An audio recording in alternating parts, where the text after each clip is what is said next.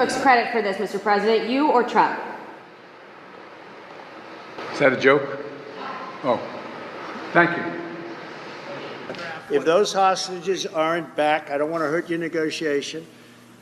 If they're not back by the time I get into office, all hell will break out in the Middle East. Can you elaborate? And it will not be good for Hamas, and it will not be good, frankly, for anyone. All hell will break out. I don't have to say anymore, but that's what it is. And they should have given them back a long time. They should have never taken them. There should have never been the attack of October 7th. You can't block the fire. That's right. You can't kill the vibe. Cause it's vibing. You know it's JEJE vibe, JEJE vibe, JEJE vibe. You know it's JEJE vibe. JEJE vibe. Ladies and gentlemen, you know they can't kill the vibe. It's JEJE vibe. Oh, JEJE. You know I got the amazing queen with me. As always. Chee! There's a whole lot happening. So, we have to just talk about it. The war has been called. Let's just say there's a ceasefire that's been called in the war. Hey, right after a warning, a threat. Straight up. But when you say all hell will be paid, that all hell must be paid if they don't release the Well, you know what that hostages. means, don't you? What, do I have to define it for you? Look, all No, I know hell you're not will gonna break out. telegraph If what- those hostages aren't back, I don't want to hurt your negotiation. If they're not back by the time I get into office, all hell will break out in the Middle East. Can you elaborate? And it will not be good for Hamas, and it will not be good, frankly, for anyone. All hell will break out. I don't have to say anymore, but that's what it is. And they should have given them back a long time. They should have never taken them. There should have never been the attack of October 7th. The right threat. Straight up.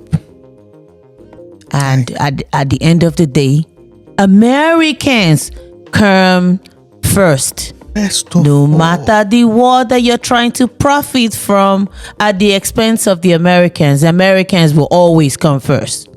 First and foremost.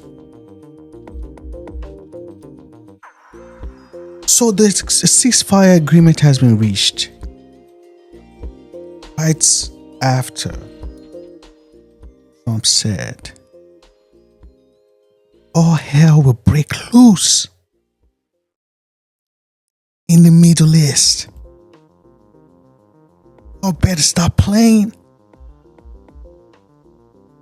Few days before getting into power. Man, he has not even stepped into the office. You don't need to give this. Hey, man, don't try. Don't try yourself. Hey, also, Biden came out too. Looks credit for this, Mr. President, you or Trump? Is that a joke? Oh, thank you. Baba came out.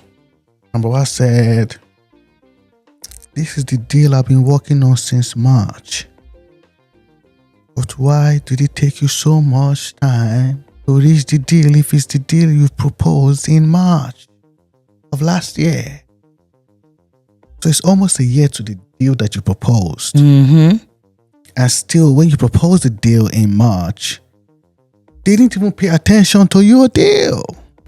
Well, you know, this is the exact framework of the deal I proposed back in May. Exact. And we got the world to endorse it. Secondly, it's America's support for Israel that helped them badly weaken Hamas and its backers and create the conditions for this deal. Yeah, because at the end of the day, the whole Senate has some kind of Israel history in it. Crazy. Slapping Israel flags on their door. Crazy.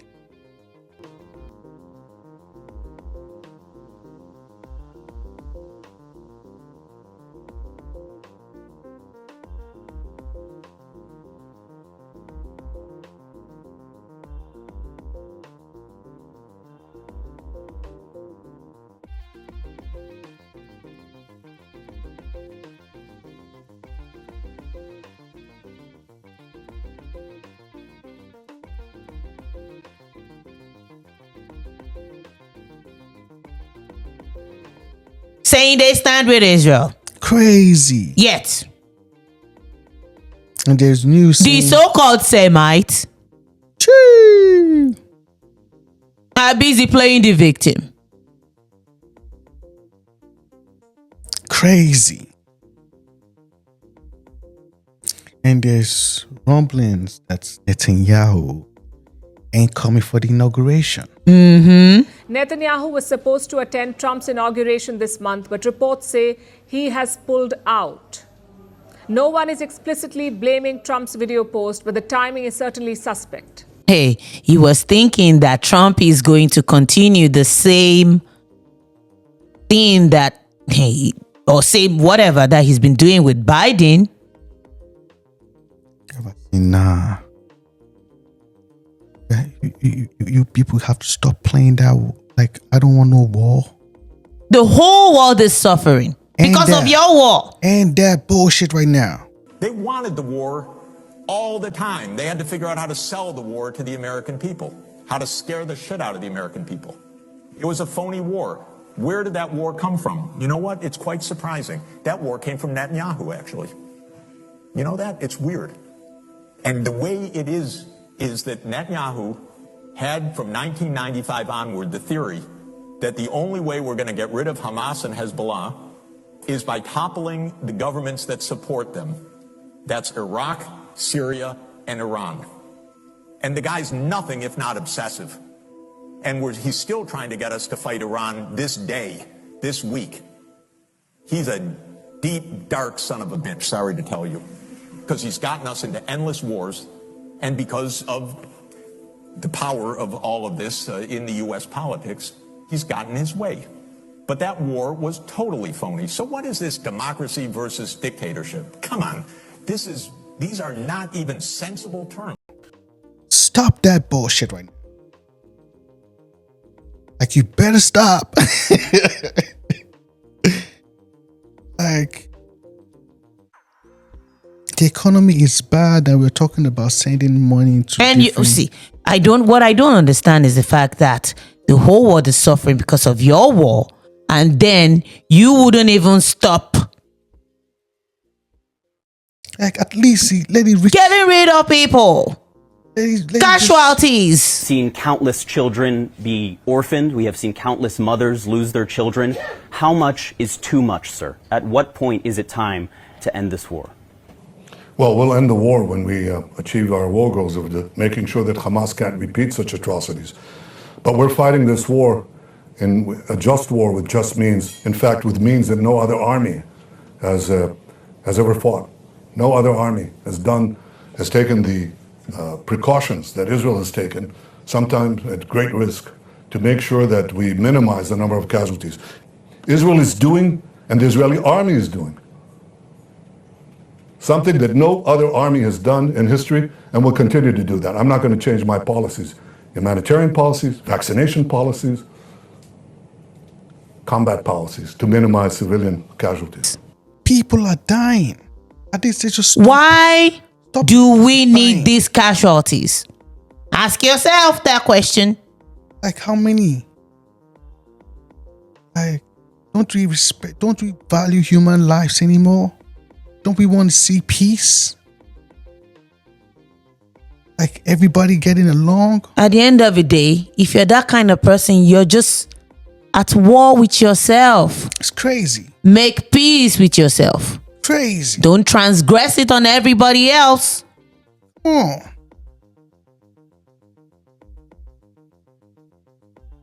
Crazy times.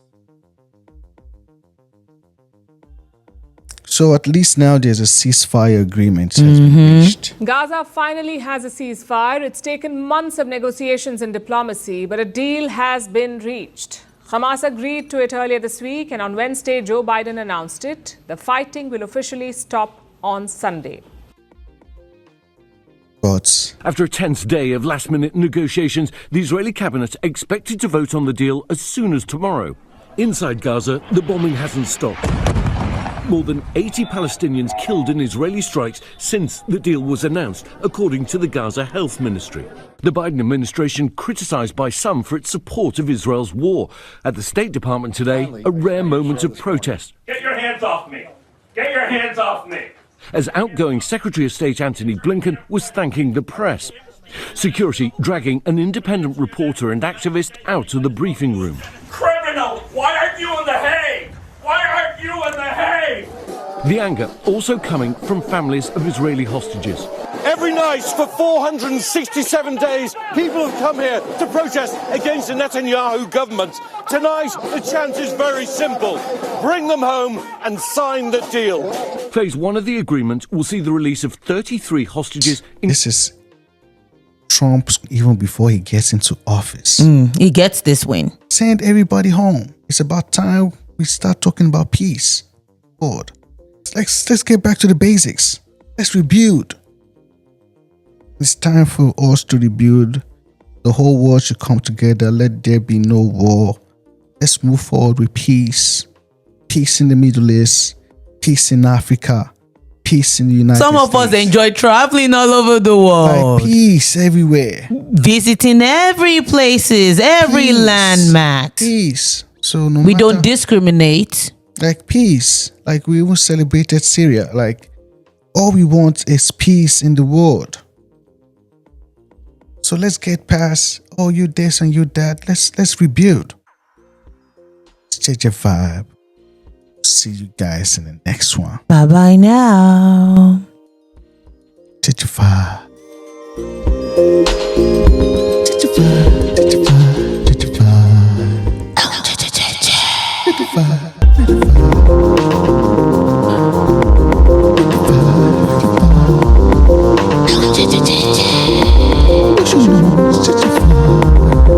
It's JEJE Vibe. I'm feeling it.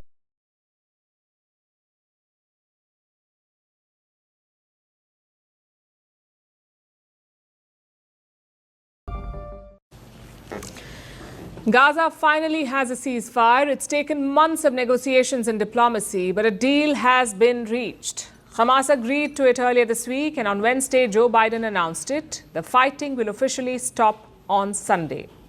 After that, more steps will follow. Hamas will free dozens of Israeli hostages, and Israel will gradually pull out of the Gaza Strip. The news triggered celebrations across West Asia. It was a mix of relief and joy. Take a look.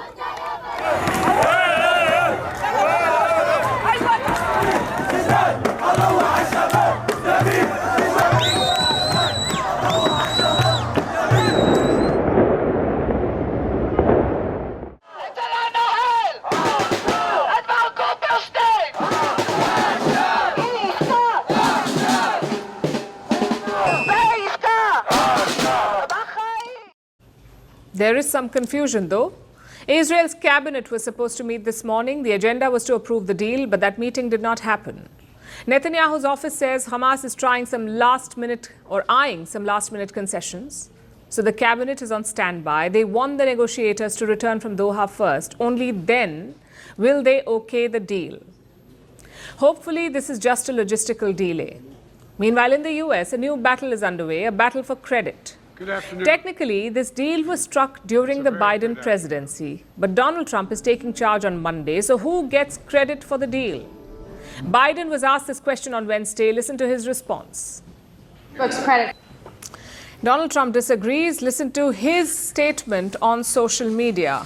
This epic ceasefire agreement could have only happened as a result of our historic victory in November, as it signaled to the entire world that my administration would seek peace and negotiate deals to ensure the safety of all Americans. So Biden says his team made it possible, and Trump says his election win made it possible. Which is the truth? But it's the president, his reputation, the things that he has said that are driving this negotiation, and so hopefully it'll all work out and we'll save some lives. I believe we've been on the verge of it. I don't want to discuss sort of what's delayed it. There's no point to be negative in any way. But I think it's the president, his stature, what he said he expects, the red lines he's put out there, that's driving this negotiation. I'm going back probably either this evening or tomorrow night. Are you confident there'll be a deal before January 20th, or is that something that's likely to happen, if there's a deal even at all? And we've been hearing this now for the better part of... I know. I would say... They better be. Right.